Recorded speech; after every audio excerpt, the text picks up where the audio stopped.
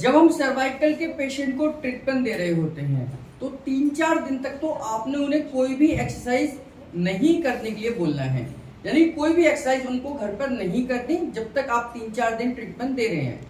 लेकिन उसके बाद में पेशेंट को बोलना है कि कुछ एक्सरसाइज का अभ्यास अब उनको घर पर करना चाहिए।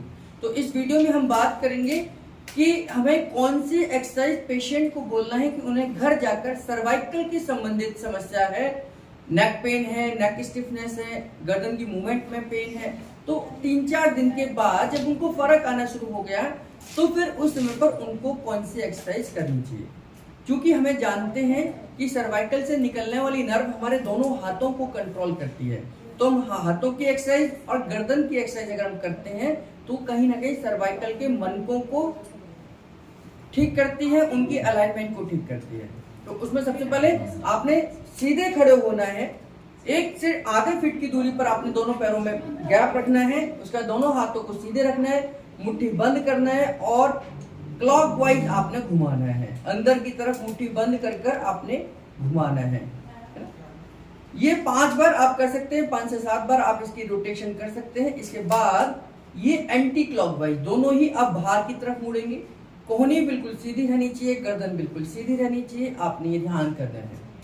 इसके बाद दोनों मुट्ठियों को बंद कर ऊपर की तरफ मोड़ना है, यानी कि आपने मुट्ठियों को कंधे की तरफ लेकर आना है, फिर सीधे करना है इस तरीके से। ये दूसरी एक्सरसाइज है, सेकंड एक्सरसाइज है।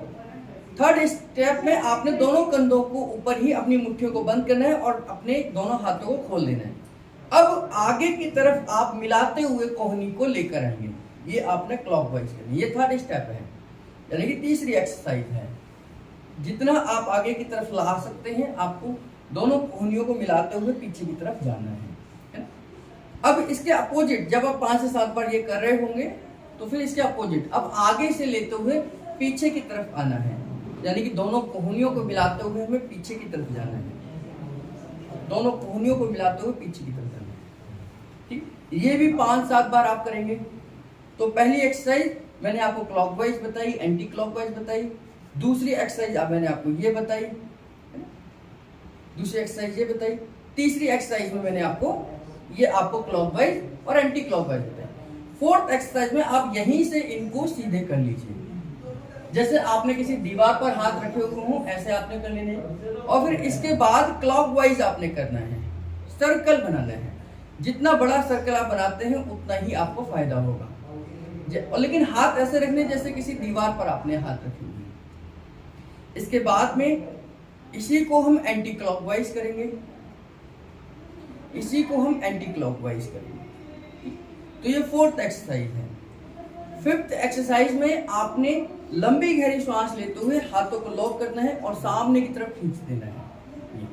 जितना आप खींच सकते हैं, इसका स्ट्रेचिंग आप देखेंगे तो पूरा आपके शोल्डर ब्लेड पर स्ट्रेचिंग होगी पूरा आगे की तरफ। इसके 2 स्टेप में, पहला स्टेप में ये है, लंबी गहरी सांस ली और छोड़ते हुए वापस, लंबी गहरी सांस ली, छोड़ते हुए वापस, लंबी गहरी सांस ली और छोड़ते हुए वापस। ये फर्स्ट स्टेप है। सेकंड स्टेप में इसमें क्या करेंगे, यही क्रिया हमने ऊपर की तरफ करनी है, पूरा ऊपर की तरफ आपने खींचना है, पूरा खींचना है, सामने की तरफ देखते रहना है, गर्दन सीधी रहेगी, पंजों में दोनों में आधे से 1 फीट का अंतर बना रहेगा और वापस इसी को लेकर आएंगे। लंबी गहरी सांस लेंगे, ऊपर की तरफ पूरा खिंचाव देंगे, यहाँ से आप देखेंगे पूरा गर्दन पर खिंचाव आ रहा है, तो यही आपने क्रिया ऊपर की तरफ करनी है। ये 5 एक्सरसाइज, ये 5वीं के सेकंड स्टेप है। फर्स्ट स्टेप में आपने आगे की तरफ करा, फिर ऊपर की तरफ किया, तो 5 से 7 बार आपने ये करना है। ये आपके सर्वाइकल के लिए एक्सरसाइज है जो कि आप बाई हैंड कर रहे हैं, यानी कि हाथों के द्वारा सर्वाइकल के लिए क्या आप मदद कर सकते हैं, इस 5 एक्सरसाइज के लिए आप कर सकते हैं। नेक्स्ट वीडियो में आपको गर्दन से संबंधित कौन सी 5 एक्सरसाइज करनी चाहिए उस पर बात करें।